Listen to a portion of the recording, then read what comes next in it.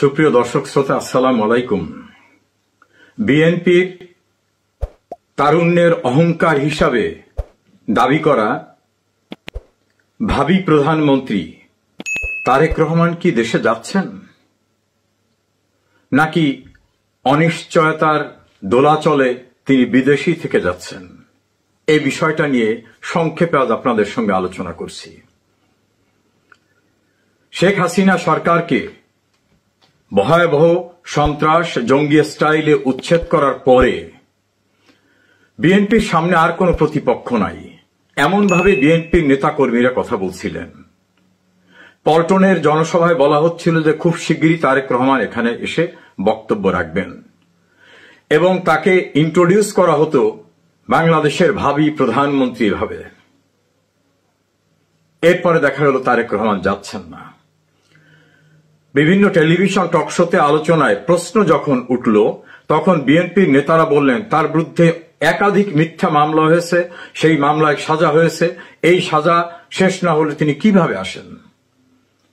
সে মামলাগুলোর শুনানি শেষ হয়ে গেল, তড়িৎ গতিতে রাতারাতি সব মামলার শাস্তি বাতিল হয়ে গেল, যাবজ্জীবন 10 বছর সব বাতিল হয়ে গেল। তারপর কেন আসছেন না? তখন তারা বললেন না না না, এই হাইকোর্টের রায়ের বিরুদ্ধে তো আপিল বিভাগ আপিল করতেছে সরকার, ওটা শেষ না করে আসা যাবে না। আপিল বিভাগে মামলা শেষ হয়ে গেল, এখন কি কৈফিয়ত?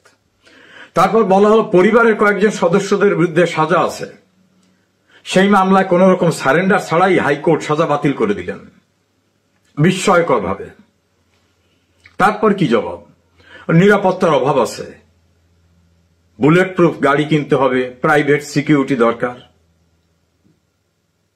সে প্রক্রিয়া অগ্রসরমান থাকা অবস্থায় তারেক রহমান কি দেশে যাচ্ছেন? বিশ্বস্ত একটি সূত্রের তথ্য, না, তিনি যাচ্ছেন না।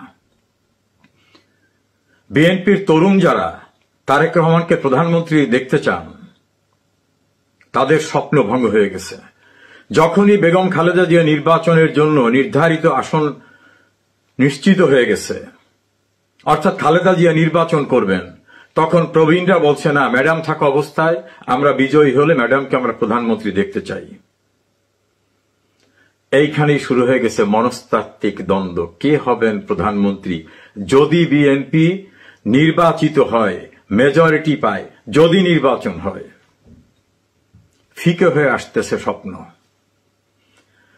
জনাব তারেক রহমানের সঙ্গে ঘনিষ্ঠ দাবি করা একটি সূত্র জানিয়েছে তারেক রহমান প্রবাস থেকেই ভোট দেবেন। দলের নিরঙ্কুশ বিজয় হলে তিনি বিজয়ীর বেশে দেশে যাবেন। আর প্রধানমন্ত্রী কে হবে?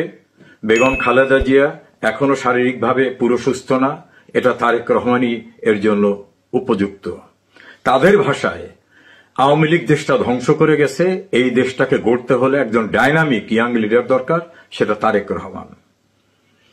আর বিএনপির একজন সিনিয়র মোস্ট নেতার ভাষায় ম্যাচুরিটি একটি বড় দিক। আমরা যদি সরকার গঠনের মতো সংখ্যাগরিষ্ঠতা পাই, তাহলে ম্যাডাম খালেদা জিয়াকেই প্রধানমন্ত্রী করতে হবে।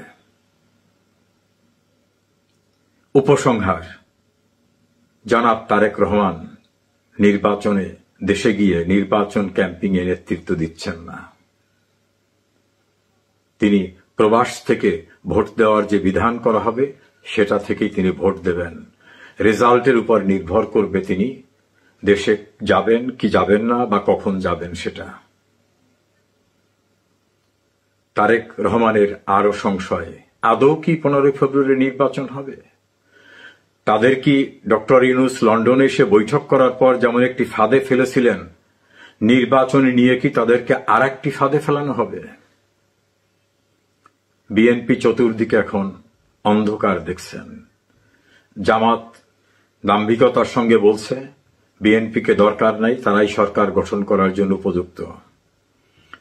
নতুন প্রজন্মের এনসিপি তারেক রহমানের নামের পিছনে বিভিন্ন বিশেষণ দিয়ে বিশ্রী স্লোগান দিয়েছে, তার মায়ের নামের সঙ্গে শব্দ ব্যবহার করে স্লোগান দিয়েছে।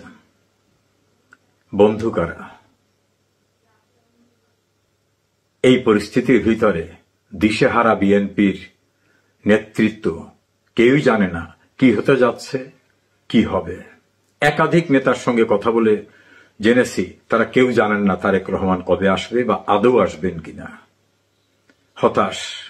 আবার গুরুত্বপূর্ণ কিছু নেতা বিএনপির সেলিমা রহমান, নজরুল ইসলাম খান, রুহুল কবির রিজভী, শামসুজ্জামান দুদু, রুমিন ফারহানা, সৈয়দা আসিফা আশরাফি পাপিয়া, নীলুফার চৌধুরী মনি এবং বিএনপিতে দীর্ঘদিন গুরুত্বপূর্ণ একাধিক পদে থাকা সৈয়দ মোয়াজ্জেম হোসেন আলালদের মতো মানুষ মনোনয়ন পাননি।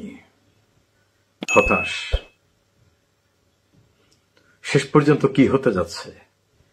তবে এটা দৃশ্যমান, তারেক রহমান ঝুঁকি নিয়ে দেশে যাচ্ছেন না, এটাই সূত্র বলছে। তারেক রহমানের দেশে যাওয়া হচ্ছে না।